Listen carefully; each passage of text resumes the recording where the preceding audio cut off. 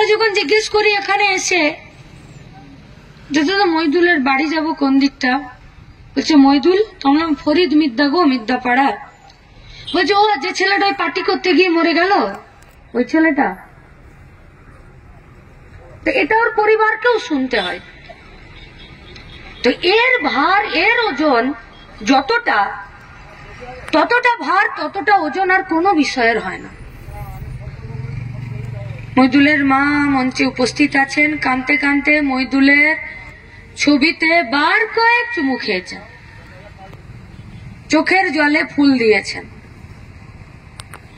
নিজের বাড়ি, নিজের পরিবার, নিজের আত্মীয় স্বজন, পাড়া প্রতিবেশীতে একবার কল্পনা করে আমরা সবাই দেখি যে মা নিজের ছেলের মরে যাওয়া ছবিতে মালা দিচ্ছে।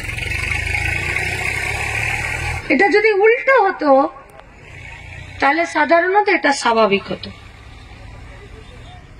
2021-এর 15ই ফেব্রুয়ারি মইদুল মারা গেল। তার এক মাস পরে আমরা এখানেই মোড়ের মাথাতেই আরো একটা জায়গাতে স্মরণ সভা করেছিলাম। গোটা রাজ্যের মানুষ মইদুলের পরিবারকে নিজের পরিবার বলেছিল, আজও বলে যেটা আমাদের পরিবার। আসলে বামপন্থী রাজনীতিতে, বামপন্থী লড়াইয়ে, বামপন্থী মতাদর্শে শহীদ মানে সে একা নয়। শহীদ মানে যে মরে গেল তার পরিবার একা নয়, তার গ্রাম, তার জেলা সে একা নয়। শহীদের পরিবার, শহীদের গ্রাম, শহীদের জেলা, শহীদের রাজ্য, তার মানে আমার পরিবার, আমার গ্রাম, আমার রাজ্য, আমার জেলা। গোটা রাজ্যের মানুষ শহীদের পরিবারের পাশে, মইদুলের মেয়েদের পাশে, ভাগ্নির পাশে, মায়ের পাশে, বইয়ের পাশে, ওই বাড়িটার পাশে দাঁড়িয়েছিল। আমরা গোটা রাজ্যের মানুষকে আজ এই মঞ্চ থেকে আমরা আপনাদেরকে অভিনন্দন, কৃতজ্ঞতা এবং লাল সালাম জানাচ্ছি মইদুলের পরিবারের পাশে দাঁড়ানোর জন্য এবং তার ভবিষ্যৎকে সুরক্ষিত করার জন্য। কিন্তু একটা পরিবারের পাশে দাঁড়িয়ে তার ভবিষ্যৎকে সুরক্ষা করে দেওয়াটাই তো তার পরিবারের সব অভাবকে পূরণ করে দিতে পারে না। মায়ের কোলে বুকে কি মইদুল কোনোদিন ফিরবে? নাকি মায়ের রান্না করা ভাত কোনোদিন মইদুল খেতে আসবে? নাকি মইদুল বাড়িতে ফেরার সাথে সাথে মইদুলের বউ তাকে বলবে যে জানো আজকে ছুটকিটা সারাদিন খুব বদমাশি করেছে, পড়েনি? এই সুখকর পরিবেশ মইদুলের উঠোনে আর নেই, আসবে না কোনোদিন ফিরে। পরিবারটার পাশে বর্তমানে ভবিষ্যতে থাকার জন্য গোটা রাজ্যের মানুষ দাঁড়িয়েছে, কিন্তু মইদুলের উঠোনে মইদুলের উপস্থিতিকে সেটা রাখতে পারে না। এবার আমার দুটো প্রশ্ন, কোন আদর্শে মইদুল মরে গেল? একটা রাজনৈতিক আদর্শ, যে রাজনৈতিক আদর্শে সবার কাজ চাইতে গিয়ে মিছিলে গিয়ে মইদুল শহীদ হলো, খুন হলো।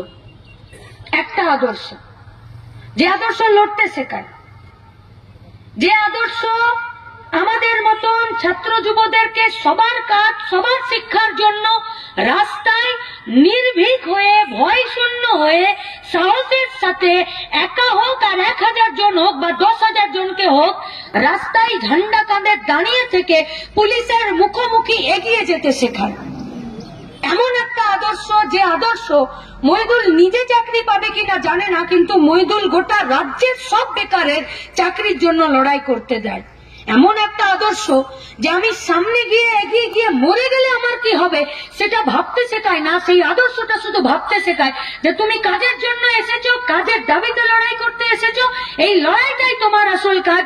তুমি কাজ পাবে না পাবে, তুমি মরবে কি বাঁচবে সেটা বড় কথা নয়। তোমার লড়াই গোটা রাজ্যের বেকার ছেলে মেয়েদেরকে কাজের জন্য একটা নতুন রাস্তা, নতুন দিশা দেখিয়ে যাবে। সেই আদর্শেই লড়তে গিয়ে মইদুল খুন হয়ে যায়। আর একটা আদর্শ,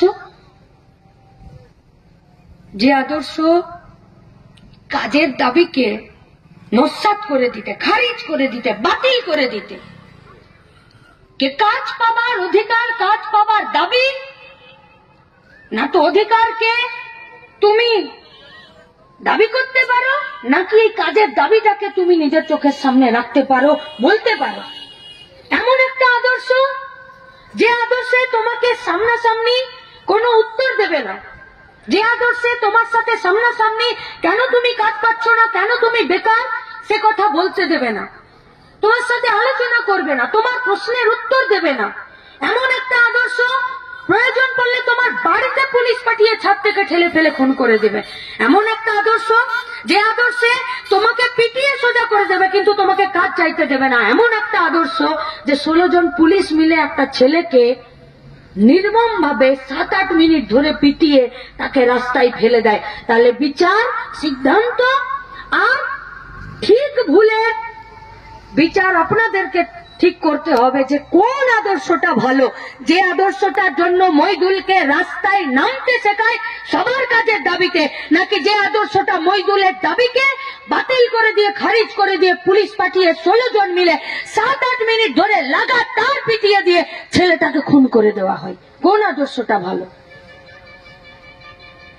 এই দুটো আদর্শ কারা গ্রহণ করছে?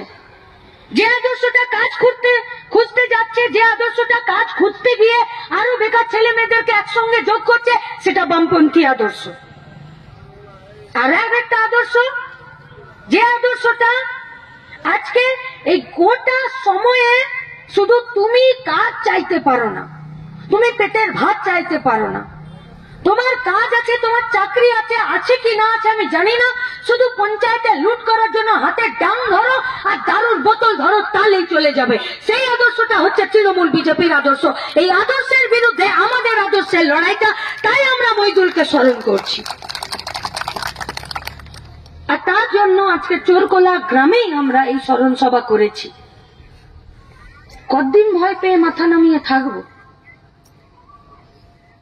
যে আদর্শ রাত 12টায় আমার বাড়ির মেয়েকে পিঠে করার নামে পার্টি অফিসে ডেকে আর ভোর 5টা পর্যন্ত পিঠে লঙ্কা ঘষে দিয়ে জ্বালাতে ছটপট করে তার সম্মানটা নিয়ে নেয়, নিশ্চয়ই সেই আদর্শের কাছে মাথা নামিয়ে বেঁচে থাকতে পারবো না। যে আদর্শ কমরেড অজিতপতি বললেন, যে আদর্শ তোমার ব্যাংকের টাকা, তোমার পাওনা, তোমার হকের টাকা অন্যের ব্যাংকের অ্যাকাউন্টে জমা দেবে, সেই আদর্শের কাছে মাথা নামিয়ে বাঁচার লোক অন্তত পক্ষে আমরা নই, মইদুলের বন্ধুরা নয়। অভয়দা বলেছে যে ভোট লড়ার জন্য এর কাছে, ওর কাছে, তার কাছে পয়সা নিয়ে বেরিয়েছে। রাত্রিবেলা হলে পাশের বাড়িতে বিপদে পড়ে গেলে জানতো নাকি? দায়ে বিপদে আপদে পৌঁছান তো, যে কোনো অসুবিধায় পাশের বাড়িতেই তো কড়া নাড়ে। পাশের বাড়ি যখন আমার বাড়িতে সাহায্য করে দেয়, সহযোগিতা করে দেয়, তখন পাশের বাড়ির সাথে আমার সম্পর্কটা হয় ভালোবাসার, কৃতজ্ঞতার, বন্ধুত্বের। আজ আমি বিপদে পড়েছি, পাশের বাড়ি সাহায্য করেছে, কাল পাশের বাড়ি বিপদে পড়বে তো আমাকেও সাহায্য করতে হবে। তুমি কি এমন বিপদে পড়েছিলে যে তোমাকে আম্বানি আদানিদের কাছে লুকিয়ে চোরের মতন ভোট লড়ার জন্য আর হেলিকপ্টারে চাপার জন্য টাকা নিতে আসতে হয়েছে? তাহলে পাশের বাড়ির আম্বানি আদানি কোন বিপদে পড়লে তুমি যাবে তাকে রাতের বেলা সাহায্য সহযোগিতা করছে? তাহলে তোমাদের গোপনতা কি? যে আদর্শ তোমাকে চুরি করতে শেখায়, সে আদর্শের কাছে মাথা নামাতে আমরা শিখিনি। ताई मोइदुले मृत्यु वो मर के हम सबको जीना सिखा दिया गया। कोई मौत ऐसा भी होता है जो मौत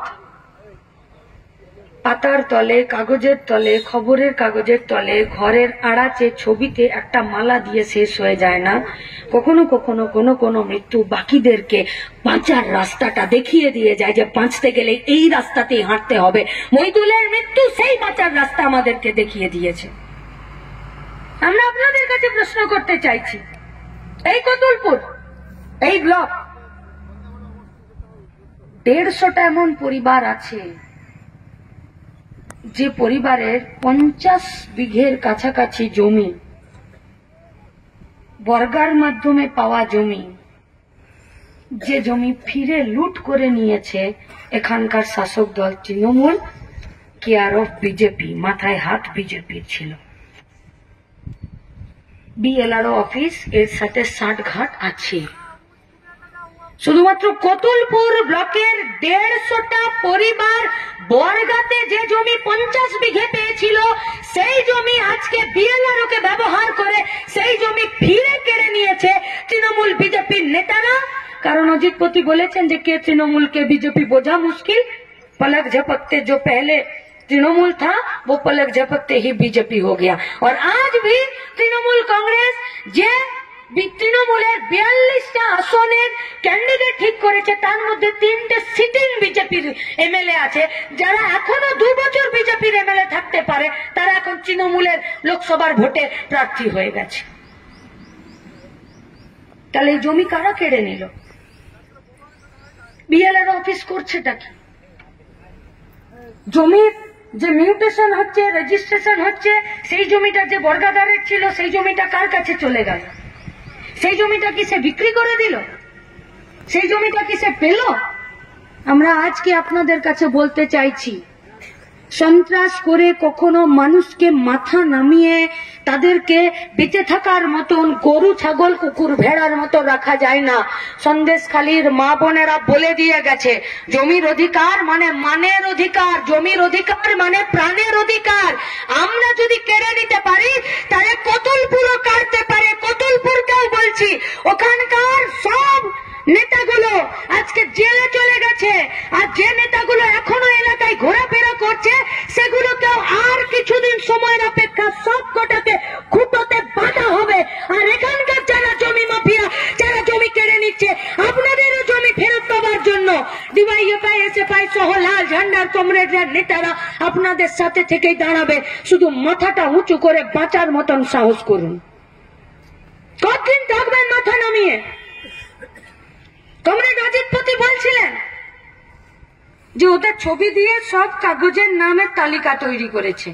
বলছে কে কে কাগজ 100 দিনের কাজের টাকা পাওনি, ফিরে কাজ জমা করে থাকো। তাহলে পঞ্চায়েতের যে অফিসার গুলো আছে, পঞ্চায়েতে যে ডেটা এন্ট্রির লোকগুলো আছে, পঞ্চায়েতের যে প্রধান আছে, বিডিও আছে, এরা কি এতদিন মাছি আর মশা মেরে আর নাকে তেল দিয়ে ঘুমাচ্ছিল নাকি যে নতুন করে তালিকা জমা করতে হবে? তালিকা নাই তোমাদের কাছে? তাহলে তো ভালো সুযোগ, চলো আমরাও সবাই মিলে তালিকা জমা করে দিই। আমার নামে যে আমি কাজ করেছি, দেখি কে কত টাকা দিচ্ছে আর কত টাকা দিচ্ছে। 234 টাকা রোজ 100 দিনের কাজে, 22 মাস কাজের টাকা বাকি। 234 টাকা করে যদি রোজ দেয় তাহলে 22 মাস 2,500 বছর ধরে যে টাকা হয় সেটা হয় 58 থেকে 60,000 টাকা। দিচ্ছে কত? 1,500। তাহলে বেতন কোথায় দিচ্ছে? কোথায় টাকা দেওয়ার কথা? তো बीजेपी देश सरकार वो भी अपना बाप का घर का पैसा से पैसा नहीं देता है। वो जो पैसा दे সেই পয়সা আপনার আমার ট্যাক্সের টাকা। তাহলে টাকা ও বন্ধ করে রেখেছে। এ বলছে আমি টাকা দিয়ে দেবো। কোন ফান্ড থেকে টাকা দিবে তুমি? কোন ফান্ডের থেকে তুমি 100 দিনের কাজের টাকা দেবে বলো? করো তুমি পঞ্চায়েতের বোর্ডের মিটিং। পঞ্চায়েতের বোর্ডের মিটিং করবে না কেন? কারণ পঞ্চায়েত বিরোধী শূন্য। ওই মুন্না দ্বারা মার খেয়েছে ভোটে দাঁড়াতে গিয়ে। মা বেটা একসঙ্গে দাঁড়িয়ে মার খেয়েছে কেন? না কোন বিরোধীদেরকে ভোটে দাঁড়াতে দেওয়া যাবে না। কেন না বিরোধীরা দাঁড়ালেই তো বোঝা যাবে কোন ফান্ড থেকে কোন ফান্ডে টাকা যাচ্ছে আর কার টাকা মারছি আর কার টাকা দিচ্ছি। ওই জন্য তো গ্রাম সভা গ্রাম সংসদের মিটিং করে না, ওরা ভয় পায়। কোন গায়ের লোক আছে যে গরিব লোকের টাকা মারার জন্য গায়ে 16 আনার মিটিং করে হেরিকেন দিয়ে আর মিটিং ডেকে নিয়ে বলবে যে চলো ওই বাগদি পাড়ার ওই মিদ্যা পাড়ার গরিব লোকের টাকাটা চলো গোটা গাঁ মিলে সবাই মিলে মেরে দিই? কোন গাঁ বলবে না। তাই ওরা গ্রাম সংসদ গ্রাম সভার যে মিটিং গুলো আছে, গায়ের মিটিং গুলো, সেই মিটিং গুলোকে ভয় পায়। বাবার কথা 60,000, 58,000, 8,000, 14,000 দিচ্ছে। 1200 থেকে 21,000 টাকা। 1200 থেকে 2100 টাকা কি হবে ওই টাকাতে? সুদ সমেত টাকা। আইন ছিল আইন। 100 দিনের কাজের টাকাটাকে এমনি এমনি পাইনি। লাল ঝান্ডা সব পার্টি আন্দোলন করেছিল ইউপিএ 1 গভর্নমেন্টে, দিল্লিতে। যারা গিয়েছিল পার্লামেন্টে লাল ঝান্ডা নিয়ে, তারা বলেছিল আমাদের চেয়ার টেবিল মন্ত্রিত্ব বাড়ি গাড়ি বাংলো কিচ্ছু লাগবে না, শুধু লাগবে গায়ের জোয়ান গুলো আর কাঠা জোয়ান যুবতী ছেলে মেয়েগুলোর জন্য 100 দিনের কাজ। আর শুধু কাজ করায়নি, শুধু কাজ করায়নি, এটাকে আইন করেছিল। আর টাকা যাতে কেউ লুট না করে নিতে পারে তার জন্য কয়েকটা চেয়ার তৈরি করেছিল। সেই চেয়ার গুলোর মধ্যে একটা চেয়ার যদি দিল্লিতে ছিল, যে দিল্লি চেয়ারটা দেখার কথা, কোন রাজ্য কত পয়সা পেলো, মাস্টার রোল তৈরি করলো কিনা, গায়ে কোন কাজটা তৈরি করলো, কোন কাজটা তৈরি করলো না, সে টাকা পেলো কিনা, তার অ্যাকাউন্টে বেতনের টাকা গেল কিনা, তার অ্যাকাউন্ট থেকে অন্য অ্যাকাউন্টে টাকা চলে গেল কিনা। ঠিক সেরকম গায়ে ছিল ভিআরপি, ভিলেজ রিসোর্স পার্সন। নেই এই গায়ে ভিআরপি, পঞ্চায়েতে ভিআরপি নেই, ভিলেজ রিসোর্স পার্সন না। কারা চাকরি পেয়েছে সেখানে, কারা সেখানে কাজ পাচ্ছে, কত তাদের বেতন, মাসে 175টা, দিনে 175 টাকা তার রোজ আছে। তার কাজ কি, তার সোশ্যাল অডিট করা কাজ। সোশ্যাল অডিটে করবে কি, এ পাড়া ও পাড়া, এ গায়ে ও গায়ে, এ পঞ্চায়েতে ও পঞ্চায়েতে যাবে, ঘুরে বেড়াবে আর দেখবে যে তোমার জব কার্ড আছে, তুমি কাজ করেছো, কদিন কাজ করেছো, কত টাকা পেলে, কত টাকা বাকি, তোমার ব্যাংকের অ্যাকাউন্টে টাকা গেল কি গেল না। শুধু এইটা নয়, কার বিধবা ভাতা বাকি, কার বার্ধক্য ভাতা বাকি, সে টাকা পাচ্ছে কিনা, কার ঘর বাকি, কার পায়খানা বাকি, কার হ্যান্ডিক্যাপ সার্টিফিকেট বাকি, কার ছেলেটা পড়তে পারছে, কোন এলাকাতে কি রোগ হচ্ছে, কোথায় পুকুরটা নোংরা আছে, কোথায় কুয়োটা নোংরা আছে, এইসব কাজগুলোকে দেখার কথা ভিআরপিদের, ভিসিটিদের, ভিএসটিদের। মমতা ব্যানার্জির সরকার বললো যে তোমাদেরকে আর ওইসব করে কাজ নেই, তুমি পাড়াতে পাড়াতে গিয়ে এখন মশা মারো আর স্প্রে করে বেড়াও। যাদের কাজ ছিল 100 দিনের কাজের টাকা দুর্নীতি হচ্ছে কিনা সেটা দেখা, সেই ভিলেজ রিসোর্স পার্সনদেরকে, ভিআরপিদেরকে মমতা ব্যানার্জির সরকার ঠিক করে দিল যে তুমি গায়ে গায়ে ঘুরে বেড়াও আর শুধু মশার খোঁজ নিয়ে বেড়াও। আমরা প্রশ্ন করতে চাইছি, কতুলপুর ব্লকে কতজন ভিআরপি আছে? লাস্ট 5 মাস ধরে আপনারা বেতন পেলেন। আপনি যে কোনো পার্টি করতে পারেন, তৃণমূল, বিজেপি, সিপিএম, যে কোনো পার্টি করতে পারেন, আপনি পাচ্ছেন বেতন 175 টাকা একদিনের পয়সাতে আপনার দিন চলে যায়। তাহলে আপনার দুর্নীতি আর বেইমানি আটকানোর কথা ছিল, আপনাকে আপনার কাজ থেকে বন্ধ করে বসিয়ে দিয়ে আসলে 100 দিনের কাজের টাকা যারা লুট করেছে তাদের কাছে সবুজ গালিচা পিছিয়ে দিয়েছে আর তোমাদেরকে এক জায়গায় ভয় পাইয়ে দিয়ে রেখে দিয়েছে। তাহলে দিল্লিতে যার কাজ ছিল, রাজ্য টাকা ভালো করে ব্যবহার করছে কিনা, ওই চেয়ারটাও উপুড় করে দিয়েছে, আর এখানে যে ভিআরপির যার কাজটা ছিল সেই কাজটাও বন্ধ করে দিয়েছে। তাহলে 100 দিনের কাজের টাকা লুট হবে না? হবে তো। আজ বলছে যে তুমি দুর্নীতি করেছো, তুমি হিসাব দিতে পারছো না, আমি 100 দিনের কাজের টাকা দেবো না। আরে লাস্ট 10 বছর ধরে তুমিই তো পশ্চিমবঙ্গের রাজ্য সরকার মমতা ব্যানার্জিকে ডেকে 100 দিনের কাজে ফার্স্ট, সেকেন্ড, থার্ড হয়েছে বলে গাদা গাদা পুরস্কার দিয়েছো। কেন? কারণ তখন শুভেন্দু সঙ্গে ছিল, আজকে নাই, আজকে নাই। তাহলে কাজ আমার, পেটের ভাত আমার, ঘর আমার, ভোট আমার, সরকার পরিচালনা করার জন্য টাকাটাও আমার, কিন্তু ত্রুটিটা রোজ দিন টিপে দিচ্ছে আমাদেরই। আর তার বিরুদ্ধে লড়াই করতে গেলে জেল, হুমকি, মার, খুন, ঘর ভেঙে দেওয়া, নইলে তুমি ঘর পাবে না, পায়খানা পাবে না, 100 দিনের কাজের টাকা পাবে না, লক্ষ্মীর ভান্ডার পাবে না, বৃদ্ধ ভাতা পাবে না, বিধবা ভাতা পাবে না, আর লোককে শাসিয়ে বেড়াবে।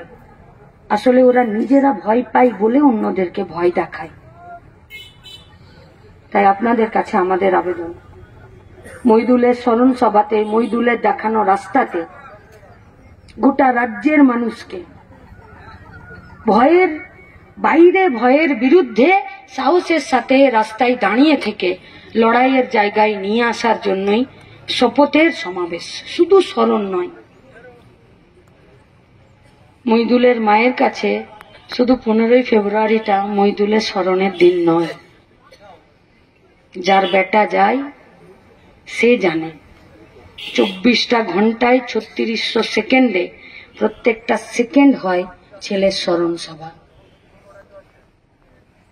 ছেলেটা কি খেতে ভালোবাসতো, ছেলেটার তাড়া থাকলে চান করতো কি করতো না, গামছাটা বগলে ভরে নিয়ে চলে যেত কি চলে যেত না, সারাদিন না খেয়ে দুপুরবেলা যদি হা হা করে বাড়ি ফিরতো তাহলে আগে জল দিতে হয় না আগে ভাতটা দিতে হয়।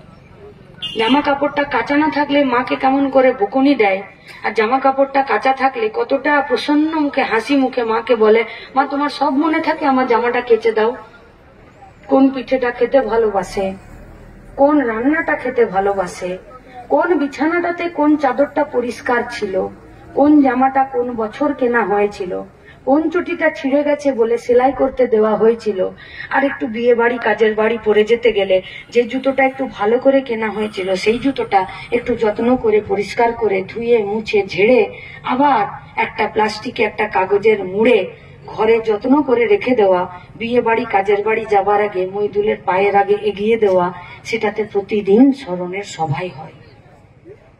তাই মইদুলকে স্মরণ করতে গেলে তার এই বৃহত্তর পরিবারকে আলাদা করে ডেট নির্ধারণ করতে হয় না, কিন্তু শপথ নিতে গেলে গোটা চোরকোলাকে গোটা অতুলপুরকে একসাথে নিয়ে গিয়ে যে দাবিতে মইদুল খুন হয়ে তাকে জানাজাতে করে এই একটু আগে বাঁদিকে দাঁড়িয়ে গোটা গাঁয়ের লোক সারি সারি দাঁড়িয়ে যেদিনকে নামাজ আদা করেছিল যে মইদুল আসলে যেখানে যাচ্ছে সেখানে ভালো থাক বলে, আসলে সেটাও ছিল শপথের, আজকেরটাও শপথের। তাই যাদেরকে প্রতিদিন মরে যাবার জন্যে লাঠির ঘায়ে না হলেও খেতে না পেয়ে, চাকরি না পেয়ে, কাজ না পেয়ে, 100 দিনের কাজের টাকা না পেয়ে হতাশ হয়ে গিয়ে লাস্ট 10টা দিনের ডিওয়াইএফআই শুধু এই কাজ করেছে। উত্তর দিনাজপুর থেকে ফোন, কেরালায় কাজ করতে গেছে, রেলে কাটা পড়েছে, কাকাও কাটা পড়েছে, ভাইপোও কাটা পড়েছে, একটু দেখো ডেড বডিটা কি করে ফেরত আনা যায়। একটা স্কুল, যে স্কুলে ওয়ার্ক এডুকেশন, ফিজিক্যাল এডুকেশনের সঙ্গে অন্যান্য কয়েকটা সাবজেক্ট, যে সাবজেক্ট গুলো হাতে কলমে কম্পিউটার থেকে আলাদা কিছু বাচ্চাগুলোকে 9, 10, 11, 12 শেখায়, সেই স্কুলগুলোতে যে মাস্টার থাকে তার সঙ্গে একজন হেল্পার থাকে, যে হেল্পারের নাম হলো ল্যাব অ্যাসিস্ট্যান্ট, সেরকম 218 জন আছে। তাদের বেতন আসলে 14,000 টাকা দিয়েছে, 7,000 টাকা তাদেরকে বসিয়ে দিয়েছে, তাদেরকে আর কাজে রাখছে না। সেই ছেলেগুলো সামাজিক সম্মান, আর সেই ছেলেগুলো লেখাপড়া করে গিয়ে আজকে কেসে যাবে বাপের কিডনি বিক্রি করে, মায়ের গয়না বন্ধক দিয়ে, নাকি তারা সেই কাজটার আশা ছেড়ে দিয়ে তারাও পরিযায়ী শ্রমিক হয়ে যাবে। আজকে তাদের সঙ্গে ডিওয়াইএফআই কে মিটিং করতে হচ্ছে যে তোমরা কি করবে। ডিওয়াইএফআই কে ফোনে আম্বালা স্টেশনে পোস্টার সাটাতে হচ্ছে কেন? নাকি গায়ে কাজ নেই, 100 দিনের কাজ নেই, 22 মাস ধরে কাজ নেই, এখনো 100 দিনের কাজ শুরু হয়নি, কোন কারখানা ফ্যাক্টরি নতুন করে কিচ্ছু তৈরি হয়নি। আম্বালা স্টেশনে ওই অভয় দা যে কমিটির সেক্রেটারি ছিল, সেই কমিটির এখনকার সেক্রেটারিকে বলে আম্বালা স্টেশনে ডিওয়াইএফআই ছেলে মেয়েদেরকে পশ্চিমবঙ্গের ছেলের ছবি আর আধার কার্ড আর ফোন নাম্বার দিয়ে যেটাতে হচ্ছে। কারণ যে ট্রেনে জম্মু কাশ্মীর কাজ করতে গেছিল, আম্বালা স্টেশনে জল কিনতে নেমে আর ট্রেনে চাপতে পারেনি, তাকে আর খুঁজে পাওয়া যাচ্ছে না। লাস্ট 10টা দিনে পশ্চিমবঙ্গের এরকম একটা লেলা কেবলা ছেলের জন্য এই বাঁকুড়া, পুরুলিয়া আর এই দিকটাতে পোস্টার সাটাতে দিতে হচ্ছে। ছেলেটা কাজের জন্য বাড়িতে অশান্তি, মা খেতে পাচ্ছে না, বউ খেতে পাচ্ছে না, মেয়ের ট্রিটমেন্ট নেই, লেখাপড়া ছাড়িয়ে দিয়েছে, বউ লোকের বাড়িতে কাজ করে, সেই ছেলেটা পরিবার থেকে বেরিয়ে চলে গেছে পুরুলিয়া বাঁকুড়ার দিকে, আরামবাগ গেছে না হুগলি গেছে, কেউ খুঁজে পাচ্ছে না। সেই ছেলেকে খুঁজে পাবে কিনা তার জন্য ডিওয়াইএফআই কে ফোনে ফোনে এখানে ওখানে সেখানে খুঁজে বেড়াতে হচ্ছে। ডিওয়াইএফআই কে পিজিতে বেড দেখতে হচ্ছে কেন জানেন? এই আপনাদের বর্ডারেই আমার বাড়ি,